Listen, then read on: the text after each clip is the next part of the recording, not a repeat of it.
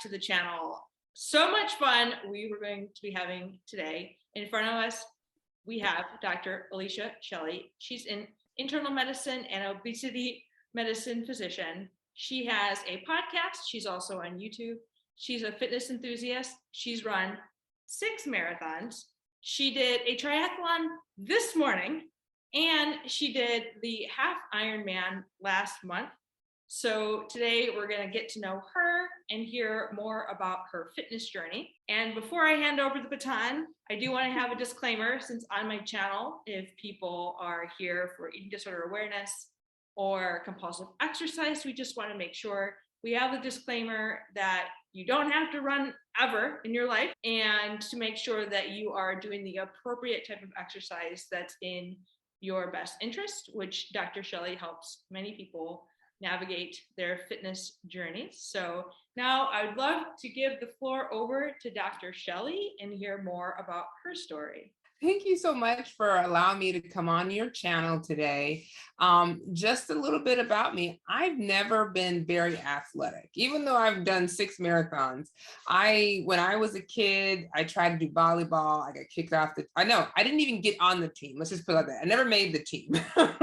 They let me into one game after one possession. They're like, all right, please sit down. Oh, that's hilarious. Yeah.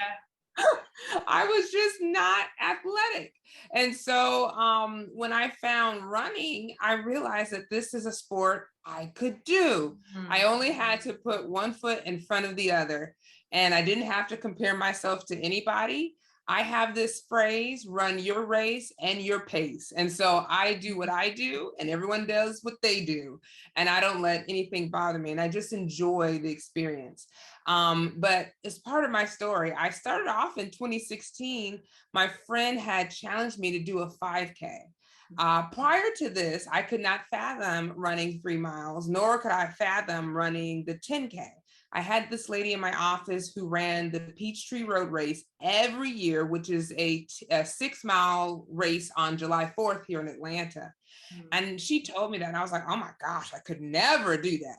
And so my friend had, challenged me to a 5K. So I started off with the app 5K couch to 5K.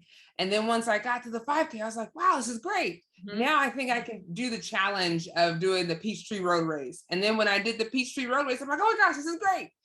Then I'll do the half marathon. Now, mind you, these were months in between, but I didn't train so well for the half marathon.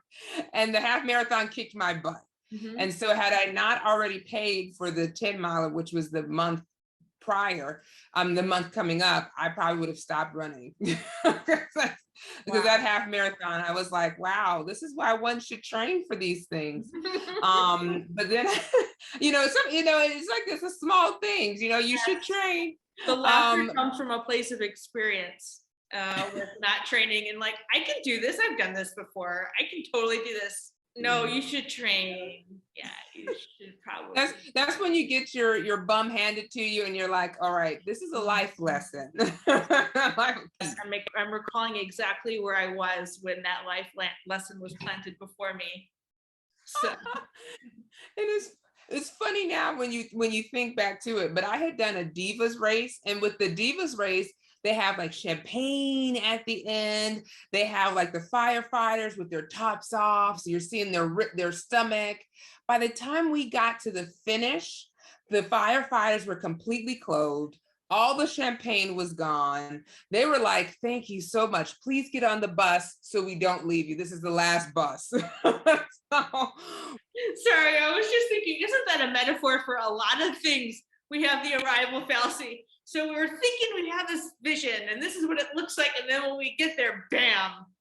Like, just how many times do we hear that in different aspects of our life? Another life lesson. It's never as it appears to be. Have low expectations. Objects in here are closer than they appear. Nothing is exactly what it appears to be. Got it. Exactly. And that's the case in real life. And so after that, I had done the 10 miler since I'd paid for it. And then I'd already paid for the next half marathon for the turkey trot. So after I'd actually prepared for these races, it felt better and it felt good. But I am a sucker for something free. How the local run club got us to train for the marathon and run the marathon is like, we'll give you a free extra gift if you run the marathon. And I was like, well, I've always wanted to do it once. And I have this inner critic called Stella. And Stella tells me, oh, you could never do this. And I have to prove Stella wrong. And so I actually trained with the local run club called the Atlanta Track Club and was able to complete my first marathon. And that's when it started. When I got, well, I guess I got hooked by the bug back in the 6K, but when the 6 miles, but then it just was like, I realized this is a way of life. And that this is one way how I can stay active and still enjoy it. You know, I don't have to have that eye-hand coordination that you see with some sports. I can just walk. I actually, and to be honest with you, when I don't run fully, I do the intervals. I walk, run, and I find I like that a lot better. I have people who tease me about it, but I say, forget you. Usually not. The ones that tease don't run marathons, or if they do, it's like an own insecurity, right? Like, because we put a meaning to walking. Like it's the distance the same. Yep. And I even found it to be interesting when our distances change as we age or as life circumstance change, the meaning we can put on that. And I'm like, if we ran the fastest marathon, I know, like, with the exception of a very small few, fastest marathon on the planet ever, like, what would it, like, okay. And I don't know, unless, like, I don't know what that would feel like for it to be like that deeply meaningful, because I know that, like, that's not the gift I was given in life to run the fastest one. So pressure's off. So true. And you're absolutely right. Here's what happens. Whenever I finish the marathon, I'm like, yes, you finished. The next day, life goes on. So it's like, it's so fleeting, the excitement. You're like, okay, I did it. Now what's the next thing?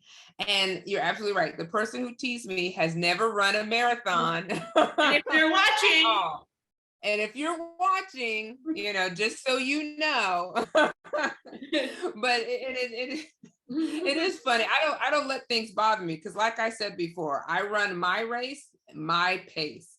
And I do it because the intervals really help me. Number one, I have a break. It helps me mentally. So in my mind, when I'm feeling a little run down, I tell myself, you can do anything in 1 minute. So you can run this 1 minute and then you can take a break. You can run this 1 minute and take a break. And I find that it helps me get through the race. With all marathons, you hit the wall. For me, it never depends on which. Sometimes it can be mile 10, other times it can be mile 20, other times it can be mile 17. Like, it doesn't matter. I just hit the wall. And sometimes you have to work your way through it by different affirmations, different mindsets. And so those are the small things that I put in there to kind of help me get through the race. And you're right. What's the difference between somebody who walks 26.2 miles and who runs 26.2 miles? Nothing. They still finish the marathon. Yeah. And the fact that there's people that actually walk 26.2 is amazing to me. I actually find it to be incredible. When I was the slowest walker, I have a really hard time walking. Even I ran cross country and track in college. I could run fine.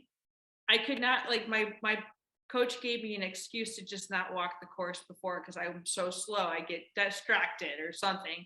But because running, and you can speak to this too, is such a mental sport, and walking is such a mental sport, I find that if I have too much time to think, I have to get to the end before my body knows or my brain catches on.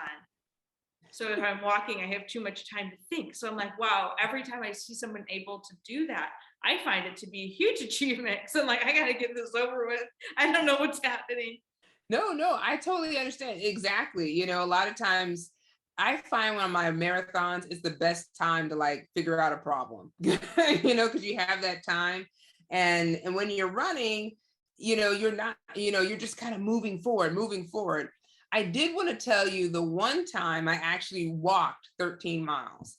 And what happened was I was doing the Cleveland Marathon and it was hot. It was extremely hot. It was like 90 degrees in Cleveland in the month of May. And I used to live in Cleveland, and we've had snow in the month of May.